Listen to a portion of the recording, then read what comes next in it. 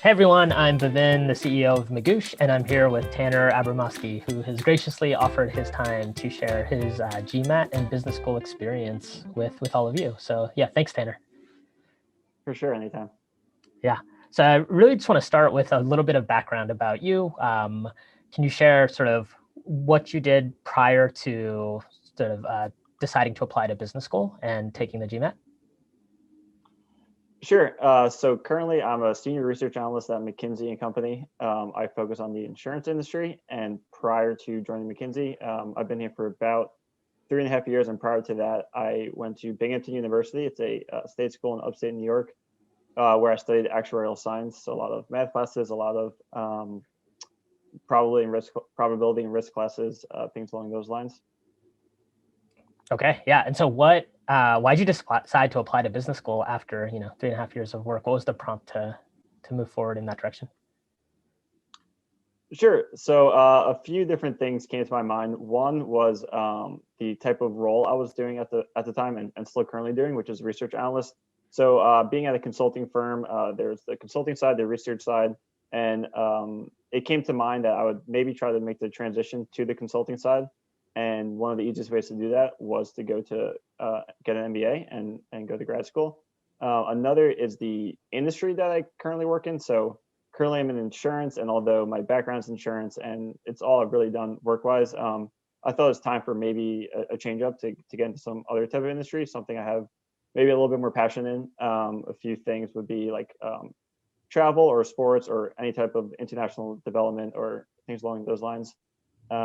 And also just like kind of the age I was at, I felt like it was an appropriate age. I started to prep and transition and prepare for the GMAT and MBA school right around like 25, 26 years old. And I thought that was a good time to do it. I'm not getting any younger, so this was like if I wanted to make a switch or some sort of change in my career path, this was the time to do it. Yeah, I have a number of friends who, I'll say a range of folks I've met over the years who've done it at different ages, but a common age is around that 25, 26 Mm-hmm. mark where it's time to think about a career change. And it sounds like you had a number of potential avenues you were considering. So how did you approach, even finding a business school and deciding which ones you wanted to apply to? Sure. So a few things I had in mind, even before kind of looking into the schools, I had sort of a checklist of what I wanted. Personally, for me, I'm from the US. I've lived in the US for my whole life, but I've always wanted to live in Europe or at least another country, but Europe was kind of a key for me. So when I first started looking at schools, I looked predominantly into European schools.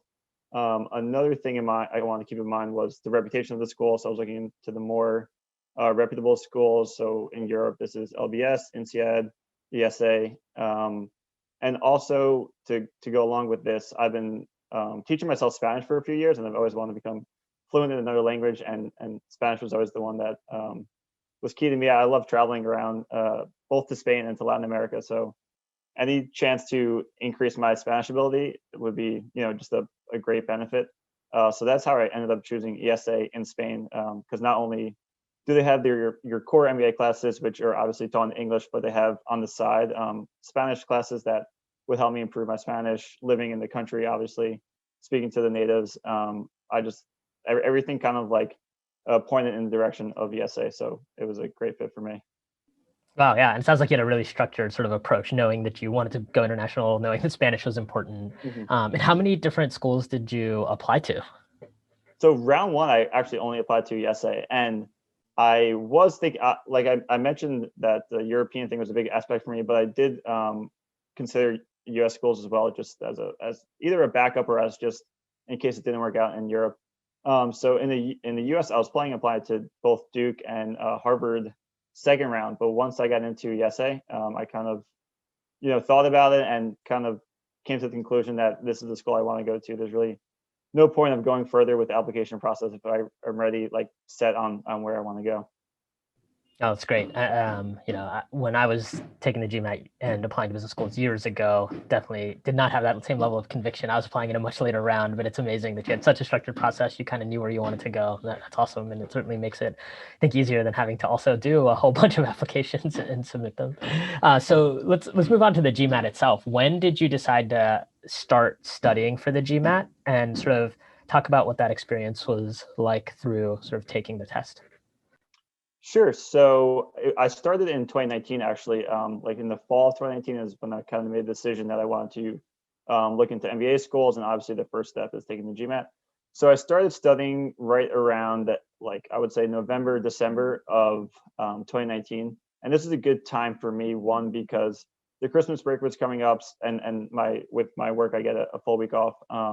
So I figured it'd be a good time to like really grind in that week, and also the winter months are a bit slower with work wise, so I knew it would be a good time that I could put in a couple hours after work to study. And also in the weekends it was colder, there's not much going on, so it was easier to kind of like dedicate a lot of my time over the weekends to it. So I started right around November, December, and I took the exam February 1st. And in that process, all I really used was Magoosh. A lot of there's a different approaches to it. I did a lot of the questions. I would go kind of subject by subject, and kind of like make sure I'd like somewhat master a subject and then move on to the next one, and then just keep doing this process throughout. Obviously, the test is not like that. It's not you're not gonna have subjects, laddered next to each other. So obviously, towards the end, started taking the practice exams where they kind of mix up the questions within each other, just to perfect knowing all the basics and not just whatever the last subject I was studying was. Yeah, and we obviously need Magoosh. I didn't know that was mostly all you used. That's awesome, obviously from our perspective. But did you look at any of the official material, like the official books, or did you do one of any of the official sort of MBA.com tests?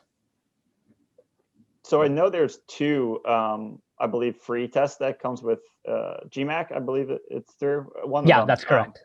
Yeah, GMAT. So I took those two free practice exams, but other than that, it was just Magoosh. I have a buddy of mine from college recommended it. He's taken the GMAT in the past. I actually don't have too many friends that have taken the GMAT, so it wasn't like I was getting thrown out all these different ideas. It was kind of one friend who I trusted said Magoosh, and I said, okay, sure, let me give it a try, and that's what I ended up sticking with.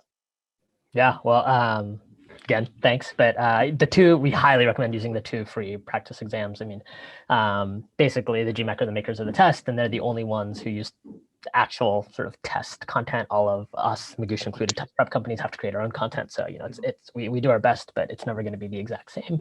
Let's talk about how those two practice tests. When did you sprinkle them in? Were they towards the end, or did you actually take one at the beginning to just see what your baseline was? How did you use those?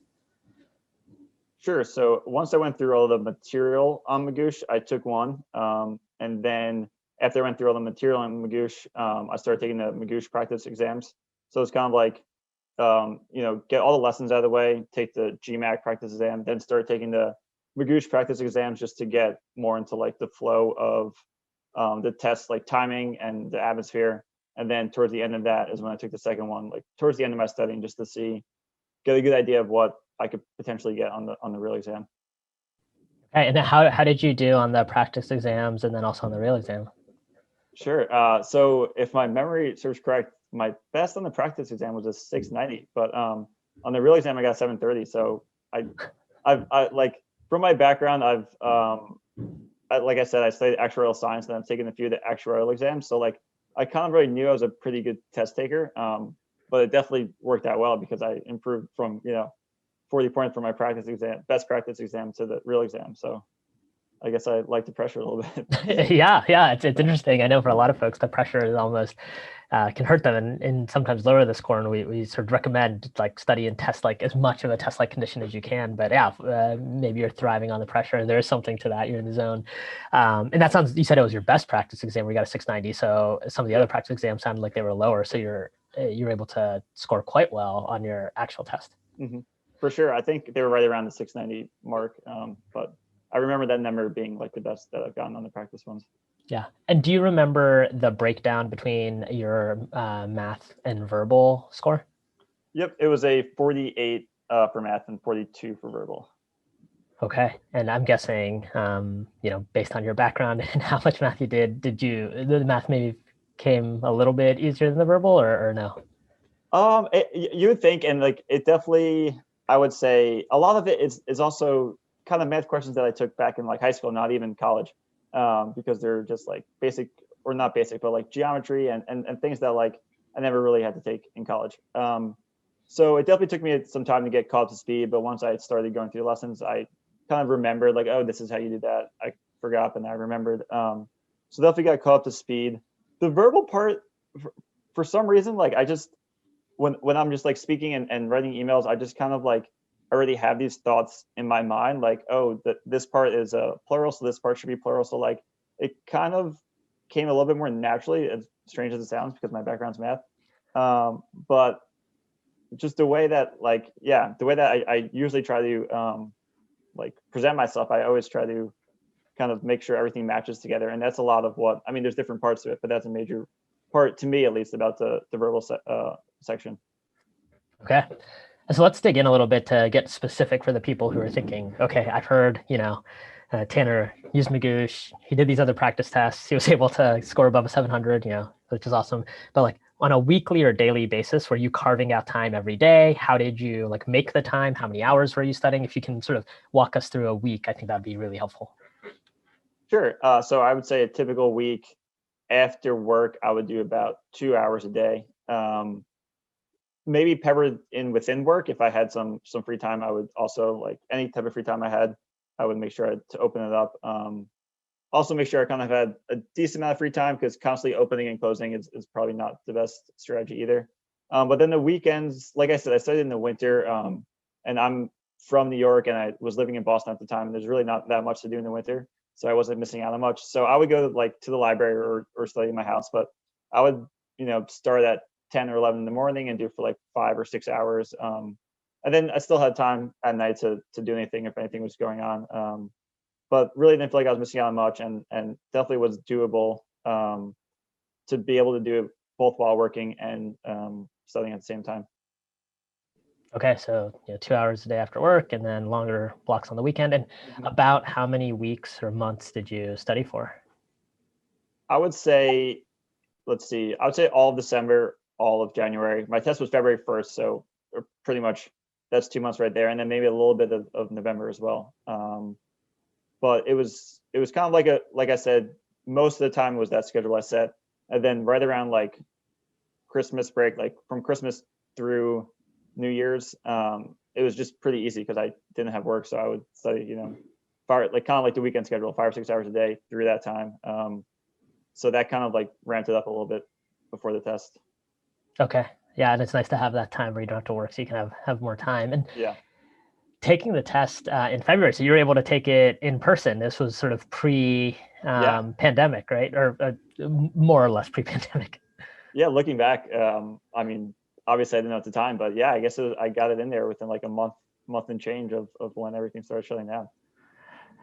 Yeah, and then one thing I'll mention, I looked at your Magoosh profile ahead of this, that I think you did 1,600 practice questions. So you really, it's impressive, and I think I want to highlight that for other folks to know that you can't just do 100 questions and then assume you're going to see gains, but you're really sort of committed to going through a lot of the practice questions. And when you were did you have a strategy for how you reviewed material, like reviewing the things you missed or watching videos for certain kinds of questions, or was it more just kind of in the flow?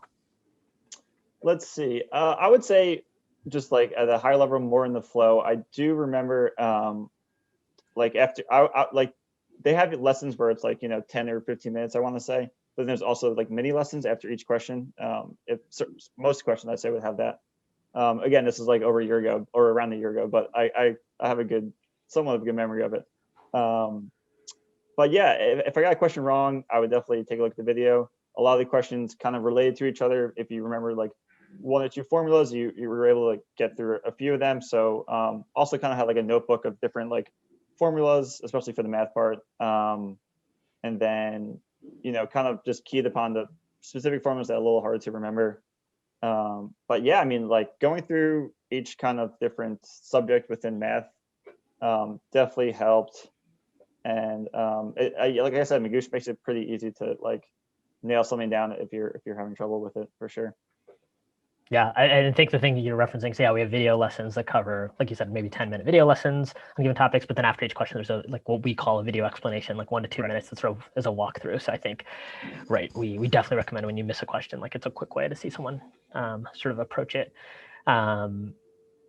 So switching gears a little bit, now you took the test pre-pandemic, but now you're applying to business. You already know where you're going, and now sort of in a situation where like the pandemic is here and sort of unclear like what the future holds. And so how are you thinking about business school now? Are you still as excited as you were? Have they communicated anything about sort of what the experience is going to be like?